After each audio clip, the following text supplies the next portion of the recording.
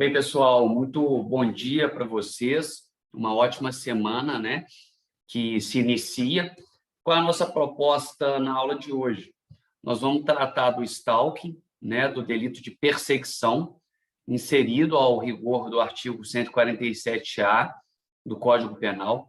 Vamos abordar diversas fases interpretatórias desse dispositivo, diversas hipóteses que abrangem aí a aplicação ou não desse novo delito. Vou trazer para vocês um caso concreto, real, né, em que, em tese, aqui na região de Barbacena, se cogita a persecução penal ao rigor do artigo 147-A, ao teor do que se entende hoje por stalking, por perseguição. E vou trazer as considerações gerais do tipo, para que no início da nossa próxima aula, na quarta-feira, nossa aula ao vivo, nós façamos um debate mais apurado com as considerações e eventuais dúvidas de vocês. Disponibilizei, né, no grupo um texto a respeito, né, sempre do dizer ao direito, que traz ali, quando de inovações legislativas, considerações muito diretas, considerações sucintas e que permitem a nós um entendimento global, né, da alteração. No primeiro momento, nós temos que trazer o vínculo ou a proximidade do stalking ou da perseguição à Lei 11.340 de 2006. Mas muita atenção, muita atenção. O crime de stalking, o crime de perseguição, ele não é um crime próprio. Tratar-se-á, a bem da verdade, de um crime bicomum. Hugo, eu não sei o que é um crime bicomum, me ajuda a lembrar perfeitamente. Crime bicomum é aquele que não exige qualidade especial nem do sujeito ativo e nem do sujeito passivo. Então, muito embora no início da nossa aula eu tenha aí destacado a proximidade, veja, a proximidade do stalking, a proximidade do crime de perseguição com a Lei 11.340 de 2006, com a Lei Maria da Penha, eu estou reafirmando aos doutores que tratar-se-á de um crime bicomum, que nós acabamos de lembrar, trata-se, pois, de um crime que não exige qualidade especial nem do sujeito ativo e nem do sujeito passivo. Me perdoem, tá? Eu acabei de me lembrar aqui que faltou a gente tratar da questão da competência envolvendo, né, o crime de tráfico de pessoas. Eu vou deixar para falar isso com vocês também na nossa aula ao vivo, porque é um tema muito recorrente que constantemente eu cobro nas avaliações. Então, eu vou preferir que a gente faça isso na aula ao vivo, a respeito da competência, tá? Envolvendo ali o tráfico de pessoas, e aí a gente deixa isso ao rigor das nossas discussões, possibilitando, claro, a vocês que saneiem as dúvidas. Bem, doutores, façamos então uma leitura de que o stalking ou a perseguição não é um fato, não é uma conduta, vejamos, recente.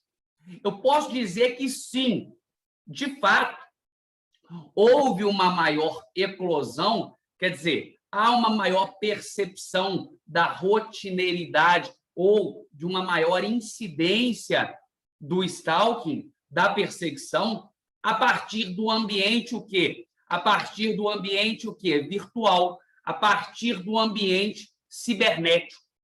É também um delito que, assim como os crimes contra a honra, nós vimos calúnia, difamação e injúria, que foi potencializado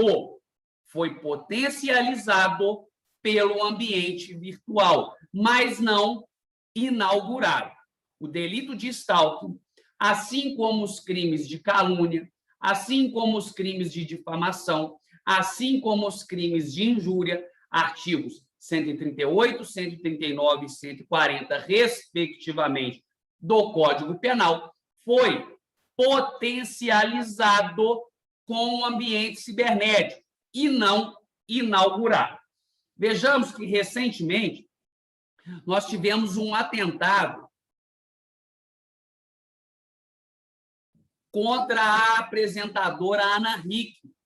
Lembre, naquele caso, depois que o ofensor atentou lá contra a atriz e empresária, o irmão da atriz reagiu e culminou aí, inclusive, na morte desse sujeito, levando, inclusive, esse sujeito, né, o irmão da Ana Hickman, a responder pelo delito perante o tribunal do júri. Mas atenção, vejamos. No caso Ana Hickman ali, até que o agente chegou à agressão propriamente dita, ou à pessoalidade da agressão, houve inúmeros atos anteriores que configurariam ali a perseguição, que configurariam ali o stalking. Imaginemos, naquele caso, naquela oportunidade, esse agente reiteradamente mandava mensagens para a atriz, mandava comentários nas fotos em que a empresária postava. Esse agente cobrava respostas. Esse agente, não obstante, compartilhava as fotos, fazendo publicamente declarações amorosas para a atriz e empresária. Veja, nesse caso, o agente indiscutivelmente trouxe à realidade a ideia de perseguição, a ideia de stalking. Então, veja, há mais de 13 anos, o professor Damásio de Jesus definiu o que seria stalking. Então, perceba, o stalking ele não é inaugurado pelo ambiente virtual, mas ele é potencializado, se torna o quê? Mais fácil.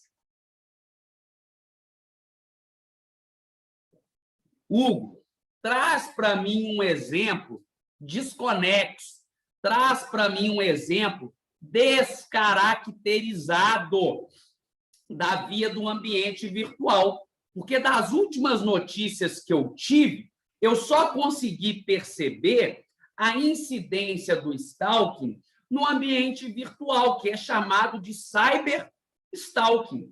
É o mais comum. Veja, nós tivemos um um seriado na Netflix, intitulado Você, que conta a vida, a percepção justamente do agente perseguidor. Tivemos análise de especialistas a respeito da série, que inclusive foi agraciada com uma segunda temporada recentemente. Então, tivemos a análise de especialistas que afirmaram que a realidade não destoa da arte, ou que ainda a arte, nesse caso, obviamente, da série, ela copiou a realidade, ou ela trouxe uma percepção artística real da realidade. Então, na percepção do agente, nós temos ali um agente obsessivo, um agente obcecado, que passa a perpetrar condutas de forma a abalar física ou psicologicamente a vítima, o que não impede, sobremaneira, que esse agente cometa crime mais grave. Respira, vamos fazer a análise disso. Calma. O que eu estou dizendo para os doutores é o seguinte: o agente inicia a perseguição. Vou tomar um golinho aqui de café, né, para brindar a nossa segunda-feira. O agente inicia a perseguição. Vamos imaginar que em ambiente cibernético, ele nem sequer possui um contato pessoal, nunca houve um contato pessoal com o agente perseguidor e apontada vítima. Contudo, esse agente chega necessariamente a esse contato pessoal, cria uma hipótese e ali ele perpetra uma agressão contra essa vítima, e aí ele perpetra, na mais grave dos casos, um atentado contra a vida dessa vítima. Um delito absorverá o outro? Não. Nós sabemos que o princípio da consunção, ele tem incidência quando, meu doutor? Ele tem incidência quando, minha doutora? Quando o crime meio, né, é absorvido pelo crime fim. Aqui nós não temos a relação de crime meio e crime fim. O doutor entendeu? A doutora entendeu? Nesse caso, o que nós temos são delitos autônomos. O agente não pratica o stalking para garantir o homicídio. Ele pratica o stalking e, quando do contato pessoal com a vítima, movido aí por uma eventual rejeição ou qualquer que seja o motivo, ele afronta, ele atenta contra a vida dessa vítima. Nesse caso, nós temos delitos autônomos, então não tem incidência do princípio da consunção. Está percebendo, meu doutor? Está percebendo, minha doutora? Como é que a gente já começou a oscilar lá e cá? Como que a gente começou a trazer já temas polêmicos envolvendo o Instituto e não para por aí, não. Eu me lembro que acabei de mencionar para vocês a questão do exemplo desconexo, o exemplo, perdão, que não vincula a ocorrência do stalking, que não vincula a ocorrência da perseguição a quê? A noção de cyberstalking, a noção de cyberperseguição, exemplos desconexos do ambiente virtual. Nossa, até cansei de tão rápido que eu estou falando, me desculpem, mas é importante a gente compreender isso com celeridade, não podemos ter mais de uma aula a respeito do tema, mas é claro, na próxima aula ao vivo, reitero que debateremos um pouco ainda. Bem, com relação à desconexão do cyberstalking, nós temos como exemplo rotineiro o envio de cartas apaixonadas, o envio de presentes, o contato telefônico exaustivo, né? Temos aí o envio, né,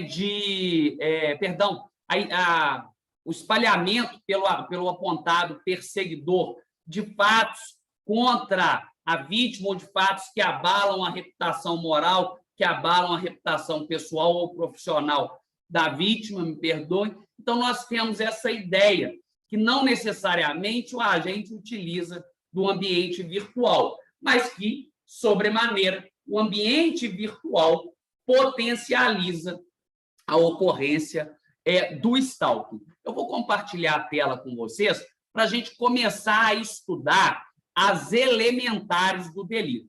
Tá bem? Vamos lá. Compartilhei com vocês aí. Então, nós temos lá, artigo 147-A.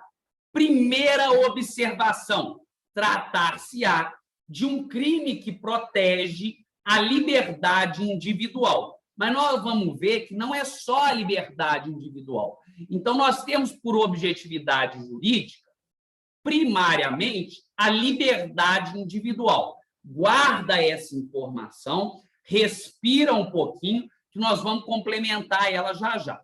Lá se diz perseguir alguém reiteradamente e por qualquer meio, ameaçando-lhe a integridade física ou psicológica. Esse por qualquer meio, ele ratifica, ele corrobora a possibilidade de reconhecimento do delito meramente pelo ambiente virtual. Então, o crime pode ser configurado tão somente pelo cyberstalking, tá bem? Não exige contato pessoal, não exige contato sequer visual, pessoalmente, claro, entre o autor e a vítima.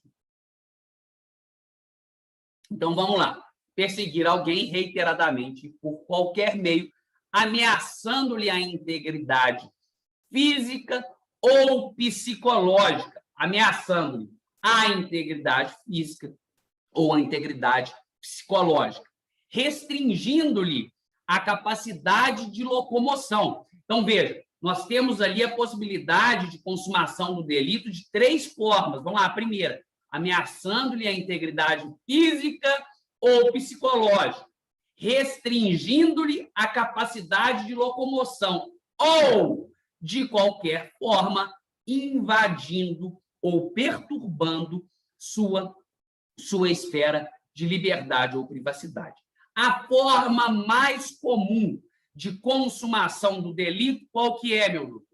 Qual que é, minha doutora? A forma mais comum é perturbação da esfera de liberdade ou de privacidade da vítima. Veja, façamos, para encerrar esse primeiro bloco, façamos a análise a respeito da objetividade jurídica. Eu falei com vocês que a objetividade jurídica do crime é o quê? A objetividade jurídica do crime é a liberdade individual. Vou tomar a liberdade de trazer para vocês uma leitura, tá? A respeito do stalking, trazendo uma definição importante para que possamos definir sobremaneira e de forma completa a objetividade jurídica do tipo. Vamos lá. Stalking é uma prática perigosa, porque, além da invasão de privacidade e de perseguição, pode levar à morte da vítima. Muitas vezes, o início do stalking indica lá na frente uma agressão mais grave, tá, doutor? Uma lesão corporal, um atentado contra a vida. Isso aí nós já vimos. Respirou. O stalker faz de tudo com essa obsessão. Pode machucar e chegar ao extremo de matar. Ele assegura ainda que, se perseguido, pode ser traumático para muitas pessoas, podendo causar agorafobia, depressão e ansiedade, por exemplo. Então, respire, meu doutor. Respire, minha doutora. E para que compreendamos de forma completa a objetividade jurídica do crime do artigo 147-A, do stalking, da perseguição, nós precisamos entender quais ou qual a consequência a vítima pode vir a amargar. Vamos lá. Nós precisamos entender qual ou quais as consequências a vítima pode amargar. Se não, vejamos. Ora, o agente ele é tão obsessivo que ele chega a causar ansiedade, depressão, ele faz da vida da vítima um verdadeiro inferno com esses contatos reiterados, com esses e-mails reiterados, com esse envio de presente, com esse envio de música em rádio, né? Não está muito mais na moda, mas é uma das formas, com esses comentários em redes sociais exacerbados, desculpa. Então, nesse caso, quando do excesso, percebe-se que há uma ofensa grave à integridade psíquica e, quiçá, física da vítima. Então, quando nós percebemos, vamos lá de novo, quando nós percebemos as elementares do tipo, nós podemos concluir que a objetividade jurídica não é tão somente a liberdade individual. Então, se você tiver uma questão objetiva, por exemplo, para os concurseiros de plantão, sim, o que se busca proteger, a priori ou num primeiro momento, é a liberdade individual.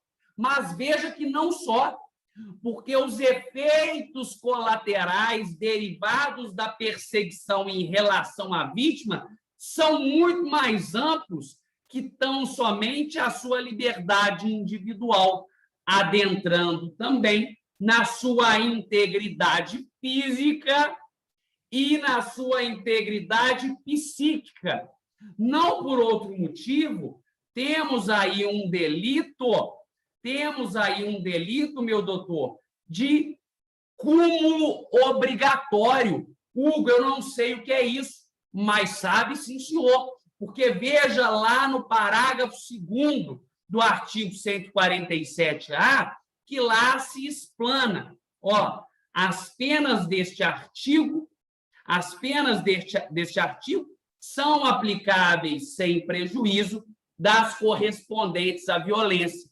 Então, perceba, num primeiro momento, Indiscutivelmente, se estivermos diante de uma questão objetiva, a tutela se dá à liberdade individual. Num segundo momento, contudo, bens jurídicos de relevo e que se protegem com a tipificação do delito de stalking se materializam indene de dúvidas também na tutela à integridade física e à integridade psíquica da vítima. No nosso próximo bloco, a gente continua a discutir, revendo os efeitos da prática do stalking antes e depois da vigência do artigo 147-A. Fechou? Grande abraço, espero vocês já já.